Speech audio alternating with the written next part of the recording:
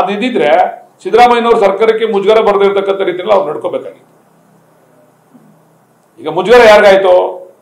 ಮುಖ್ಯಮಂತ್ರಿಗಳಿಗೆ ತಾನೇ ಇವ್ರನ್ನ ಕ್ಯಾಬಿನೆಟ್ ಇಂದ ಡ್ರಾಪ್ ಮಾಡಬೇಕು ಅಂತ ಹೈಕಮಾಂಡ್ ತೀರ್ಮಾನ ಮಾಡಿದಾಗ ಮುಜುಗರ ಯಾರಿಗಾಯ್ತು?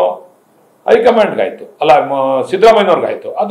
ಅದನ್ನ ಬರೆದಿರ್ತಕ್ಕಂಥ ರೀತಿ ನೋಡ್ಕೊ. ಅವರ ಅವ್ರ ಅಭಿಮಾನಿ ಆಗಿದ್ರೆ, ನಿಜವಾದ ಪಕ್ಷದ ಅವನು ನಿಜವಾದಂತ ಕಾರ್ಯಕರ್ತ ಆಗಿದೆ, ಅವನು ಪಕ್ಷಕ್ಕೆ ಮುಜುಗರ ಆಗದೆ ಇರ್ತಕ್ಕಂಥ ರೀತಿಯಲ್ಲಿ ನಡ್ಕೋಬೇಕಾಯ್ತಲ್ವಾ? ಈಗ ಸೆಕ್ಯೂರಿಟಿಗೋಸ್ಕರ ಸಿದ್ದರಾಮಯ್ಯನವ್ರನ್ನ ಹೆಸರನ್ನ ಉಪಯೋಗಿಸ್ಕೊಳ್ತಕ್ಕಂಥದ್ದು ಎಷ್ಟು ಸೂಕ್ತ ಅಂತೇಳಿ ಪಾಪ ಅವರು ರಾಜೇಂದ್ರ ಅವ್ರನ್ನೇ ಪ್ರಶ್ನೆ ಮಾಡೋರಲ್ಲ, ಅವರೇ ಅದನ್ನ ಮಾಡಬೇಕು. ಯಾವ ಕ್ರಾಂತಿನೂ ಇಲ್ಲ.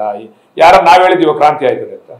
ನಾವೆಲ್ಲಾದ್ರೂ ನಮ್ಮ ಡಿ ಕೆ ಶಿವಕುಮಾರ್ ಅವರಾಗ್ಲಿ, ಆಗ್ಲಿ, ಯಾರು ಆಗ್ಲಿ, ಕಾಂಗ್ರೆಸ್ ಪಕ್ಷದವ್ರು ರಾಜಣ್ಣ ಬಿಟ್ರೆ ಇನ್ಯಾರ ಹೇಳೋರ ಕ್ರಾಂತಿ ಆಗ್ಬಿಡ್ತದೆ ಅಂತ? ಅನೇಕ ಬೆಳವಣಿಗೆಗಳಿದಾವೆ ಕಾಂಗ್ರೆಸ್ನಲ್ಲೂ ಕೂಡ, ಸಣ್ಣ ಪುಟ್ಟ ವ್ಯತ್ಯಾಸಗಳಿದಾವೆ.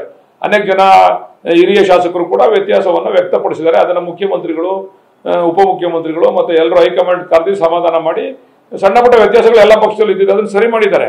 ಯಾರಾದ್ರೂ ಬಹಿರಂಗವಾಗಿ ನಮ್ಮ ನಾಯಕರನ್ನ ಹೈಕಮಾಂಡ್ ನ ಟೀಕೆ ಮಾಡ್ತಕ್ಕಂಥದ್ದಕ್ಕೆ ಹೋಗಿದಾರ? ಈಗ ನನಗೆ ಸಿದ್ದರಾಮಯ್ಯನವರ ಆಶೀರ್ವಾದ ಅಂತೇಳಿ ನಾನು ರಾಹುಲ್ ಗಾಂಧಿ ಅವ್ರನ್ನ ಬೈಬೋದಾ? ಇಲ್ಲ ಅವರ ನಡವಳಿಕೆ ನನ್ನ ಟೀಕೆ ಮಾಡ್ಬೋದಾ? ಇನ್ನೇನು ಅಂತ ಅವ್ರನ್ನ ಯಾಕೆ ತೆಗೆದ್ರು? ಮತ್ತೆ ಈಗ ನಮ್ಮ ಹೈಕಮಾಂಡ್ ರಾಹುಲ್ ಗಾಂಧಿ ಅವರು ಯಾವುದೋ ಒಂದು ವಿಚಾರ ತೆಗೆದುಕೊಂಡು ಈ ದೇಶದಲ್ಲಿ ಪ್ರತಿಭಟನೆ ಮಾಡೋ ಸಂದರ್ಭದಲ್ಲಿ ಉಡಾಫೆಯಾಗಿ ಮಾತಾಡ್ತಕ್ಕಂಥದ್ದು ಎಷ್ಟು ಸೂಕ್ತ? ರಾಹುಲ್ ಗಾಂಧಿ ಅವ್ರ ಬಗ್ಗೆ, ಹೈಕಮಾಂಡ್ ಬಗ್ಗೆ, ಅಥವಾ ಅವ್ರ ನಿಲುವಿನ ಬಗ್ಗೆ ಉಡಾಫೆಯಾಗಿ ಮಾತಾಡ್ತಕ್ಕಂಥದ್ದು ಸೂಕ್ತನಾ? ನನಗೆ ಡಿ ಕೆ ಶಿವಕುಮಾರ್ ಅವರೇ, ನಾನು ಸಿದ್ದರಾಮಯ್ಯನವರೇ ಅಂತ ಹೇಳ್ಬಿಟ್ಟು ನಾನು ಏನ್ ಬೇಕಾದ್ರೂ ಮಾತಾಡ್ಬೋದು? ಹಂಗಂದ್ರೆ ನಾನೊಂದು ಪಕ್ಷದ ಚೌಕಟ್ಟಿನಲ್ಲಿ ಕೆಲಸ ಮಾಡ್ತಾ ಇರ್ತಕ್ಕಂಥವ್ನು, ನಾನು ನನ್ನ ಇತಿಮಿತಿನೆಲ್ಲ ಮಾತಾಡ್ಬೇಕು.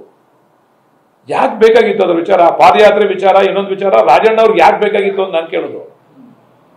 ಅವ್ರಿಗೆ ಜವಾಬ್ದಾರಿ ಕೊಟ್ಟಿದೆ ಪಕ್ಷ ಮತ್ತೆ ಸರ್ಕಾರದ ಜವಾಬ್ದಾರಿ, ಹೈಕಮಾಂಡ್ ಕೂಡ ಜವಾಬ್ದಾರಿ ಕೊಟ್ಮೇಲೆ ಆ ಇಲಾಖೆನ ನಿಭಾಯಿಸಬೇಕೇ ವಿನಃ ಅದು ಬಿಟ್ಟು ಅನವಶ್ಯಕವಾದಂತ ವಿಚಾರಗಳನ್ನ ಮಾತಾಡಕ್ಕೆ ದೊಡ್ಡ ದೊಡ್ಡ ಮುಖಂಡರುಗಳವ್ರೆ.